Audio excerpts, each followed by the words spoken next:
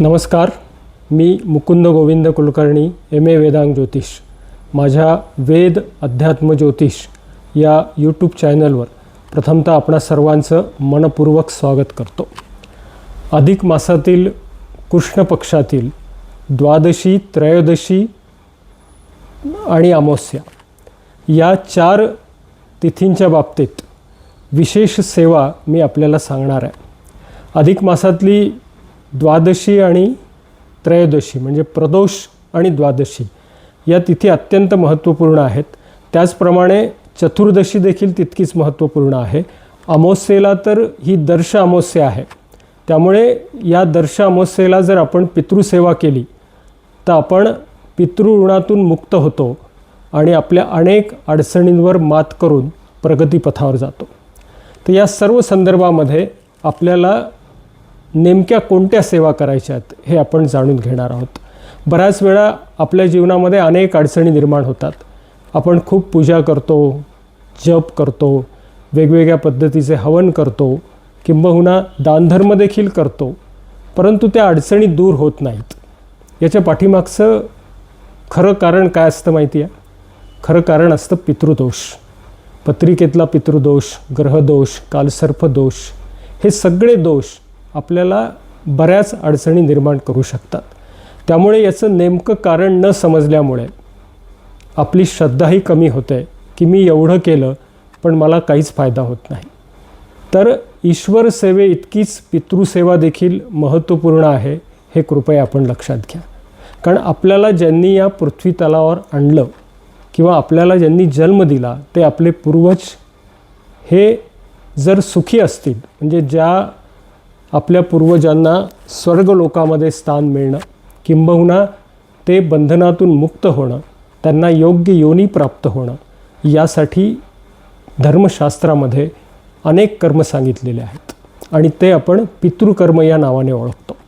तर या अधिक मासातली ही जी दर्श अमावस्या आहे, या दर्श अमावस्येला आपण जर हे पितृकर्म केलं तर निश्चितपणे आपल्या अनेक अडचणी दूर होतील आणि आपण सुखी व्हाल, समाधानी व्हाल. हे सर्वात महत्त्वाचं आहे. असो, तर आपण बघणार आहोत या 4 दिवसांच्या विशेष सेवा. 12 जून रोजी द्वादशी आहे आणि त्याच दिवशी त्रयोदशी आहे. म्हणजे द्वादशी आणि त्रयोदशी अशा 2 तिथी एकत्र आल्या आहेत. द्वादशी ही भगवान विष्णूंना समर्पित तिथी आहे आणि त्रयोदशी म्हणजेच ज्याला आपण प्रदोष म्हणतो ती भगवान शिवांची सर्वात महत्त्वाची तिथी मानली जाते. प्रदोष हे व्रत करण्यासाठी हा प्रदोष अत्यंत महत्त्वपूर्ण आहे. अधिक मासातला प्रदोष याचा अर्थ असा आहे की अधिकस्य अधिकम, म्हणजेच काय तर अधिकाधिक फल देणारा हा प्रदोष आहे. प्रदोष आपण कुठल्या तरी भावनेने करतो. बरेच मान्यवर प्रदोष जे करतात तर ते एक प्रकारची आध्यात्मिक शक्ती प्राप्त व्हावी, त्याचप्रमाणे मोक्षप्राप्तीसाठीही प्रदोष व्रत सर्वात महत्त्वाचं मानलं आहे. त्यामुळे प्रदोष व्रताला भगवान शिवांची सेवा करणं हे जितकं महत्त्वाचं आहे त्याहीपेक्षा ती सेवा नेमकी कशी करावी हे जास्त महत्त्वाचं आहे.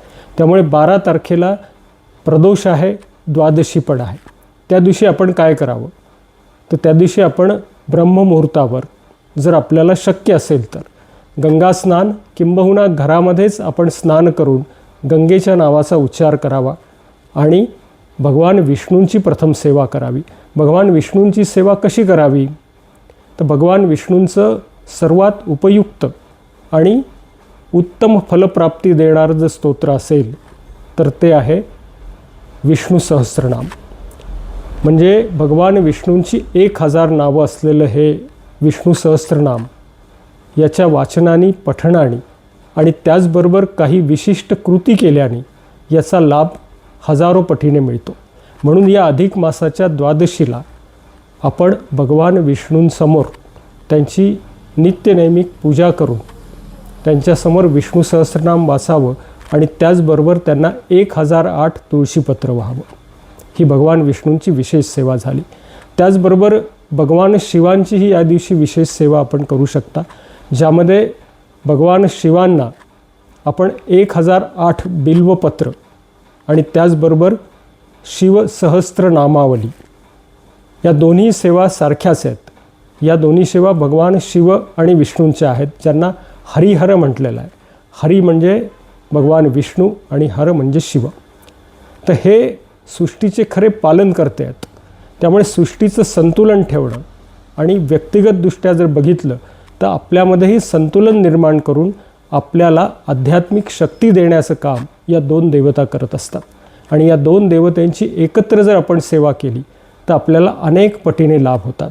तर या दिवशी आपण या पद्धतीने सेवा करावी. त्याचप्रमाणे नित्यनैमित्तिक पूजा अर्चा झाल्यानंतर नैवेद्य दाखवावा आणि शक्य असेल तर संध्याकाळी प्रदोषकाळी आपण 33 दिवे भगवान शिव आणि भगवान विष्णूंसमोर लावावेत आणि जेवढी आपल्याला सेवा करता येईल तेवढी आपण करावी. समजा आपल्याला 1008 बिल्वपत्र किंवा 1008 तुळशीपत्र वाहणं शक्य नसेल तर 33 या संख्येने ती व्हावीत. त्यानंतर 13 तारखेला चतुर्दशी आहे. ही तिथी पण भगवान शिवांचीच आहे. त्यामुळे या दोन्ही सेवा त्या दिवशी आपण करू शकता. एकतर आपण 12 तारखेला करा किंवा 13 तारखेला करा.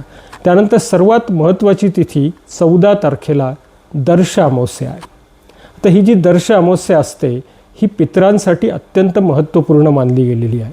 त्याचं कारण असं आहे की असं शास्त्र म्हणतं की या दिवशी आपले पूर्वज, आपले पितृ पृथ्वीवर वास करतात आणि आपल्या घरामध्ये आपले जे वंशज राहतात त्यांच्याकडे बघतात आणि हेही ते बघतात की आपल्या या घरामध्ये आपल्याविषयी काही बोललं जातं आहे का, आपल्याविषयी काही सेवा केली जाते का, किंवा आपल्या स्मरणार्थ काही दानधर्म केला जातो आहे का. आणि जर आपल्या घरात असं होत असेल तर निश्चितपणे त्या दिवशी ते आपल्याला अत्यंत पवित्रतेने असा आशीर्वाद देतात आणि आपली उन्नती होते. म्हणून या दर्श अमावस्येला पितृसेवा करणं अत्यंत लाभदायक मानलं गेलं आहे. काय करायचं या दर्श अमावस्येला? या दर्श अमावस्येला आपण पितृतर्पण करू शकता. पितृतर्पण हे अत्यंत अतिशय महत्त्वाचा विधी मानला गेला आहे शास्त्रामध्ये. हे पितृतर्पण अत्यंत सोप्या पद्धतीने आपल्याला करता येईल, ज्याच्यामध्ये आपण पाणी, तीळ म्हणजे काळे तीळ, त्याचप्रमाणे चंदन, फुलं हे सगळं एकत्र करून दक्षिण दिशेकडे तोंड करून आपल्या 3 पिढ्यांचा म्हणजे आपले वडील की जे हयात नाहीत, वडील, आजोबा आणि पणजोबा, या 3 पिढ्यांच्या जेवढे पूर्वज आपले गेले असतील त्यांचा सर्वांचा उच्चार करून, त्यांच्याशी आपलं काय नातं आहे याचा उच्चार करून आणि त्यांच्या गोत्राचा उच्चार करून त्यांना हे तिलोदक आपण प्रदान करू शकता, जेणेकरून ते शांत होतील, त्यांना सद्गती प्राप्त होईल. त्यानंतर याचबरोबर आपण त्यांच्या नावाने या दिवशी दानधर्म करू शकता. त्याचबरोबर गाय, त्याच्यानंतर कावळा, कुत्र, मांजर, अगदी पशु पक्षी या सर्वांना आपण खायला देऊ शकता. कावळ्याला घास टाकू शकता, त्यानंतर गाईला चारा देऊ शकता, पक्ष्यांना धान्य ठेवू शकता, पाणी ठेवू शकता. या सगळ्यातून आपण पितृऋणातून मुक्त होतो. हे सर्वात महत्त्वाचं. त्याचबरोबर जर आपल्याला या गोष्टी शक्य नसतील तर आपण पितृसूक्ताचं पठण करू शकता. पितृसूक्त पठण करणं हे देखील आपल्या पितरांना मुक्ती मिळण्याचं एक प्रभावी माध्यम आहे. त्याचबरोबर पितृगायत्रीचंही पठण करू शकता. परंतु या दिवशी विशेष सेवेअंतर्गत आपण 33 वेळा पितृसूक्त म्हणावं आणि सगळ्या पितरांचा म्हणजे जे आपले पूर्वज गेले असतील, ज्यांची नावं आपल्याला ज्ञात आहेत, त्यांचा उच्चार करून त्यांना भगवान विष्णूंनी उत्तम लोक प्राप्ती द्यावी अशी प्रार्थना भगवान विष्णूंना करा आणि पितृसूक्त म्हणा किंवा पितृगायत्री म्हणा. या सगळ्या सेवा केल्याने आपल्याला काय लाभ होतील? तर खऱ्या अर्थाने आपल्या ज्या अडचणी अनेक दिवसापासून चालत आलेल्या आहेत त्या दूर होतील. आपल्याला एक मोठं मानसिक समाधान मिळेल आणि आपल्या जीवनाचा मार्ग अत्यंत सुखकारक होईल. जेवढी सेवा आपण ईश्वराची करतो ना तेवढीच सेवा आपल्या पितरांची करणं हे कर्मप्राप्त आहे. पण बऱ्याच वेळा आपण ही सेवा करत नाही आणि त्यामुळेच बऱ्याच अडचणी निर्माण होतात. लांबलेली विवाह, अनेक वर्ष चालत आलेली आर्थिक अडचण, घरामधलं अनारोग्य, घरामध्ये शांतता नसणे, घरामध्ये कटकटी असणे, या सगळ्याचं कारण पितृदोष असू शकतं. म्हणून कोणत्याही दर्श अमावस्येला ही पितृसेवा आपण करावी. परंतु आजच्या या अधिक मासामध्ये ही दर्श अमावस्या अत्यंत महत्त्वपूर्ण आहे. या दिवशी केलेली सेवा कदाचित आपल्याला पुढच्या अधिक मासापर्यंत म्हणजे अजून जवळजवळ 30 ते 33 महिन्यापर्यंत ती आपल्याला लाभदायक ठरेल. असो, या सगळ्या सेवा जर आपण केल्या तर आपला जीवनाचा प्रवास अत्यंत सुखकर होईल आणि आपल्या सर्व मनातल्या इच्छा पूर्ण होतील. असो, श्री स्वामी समर्थ.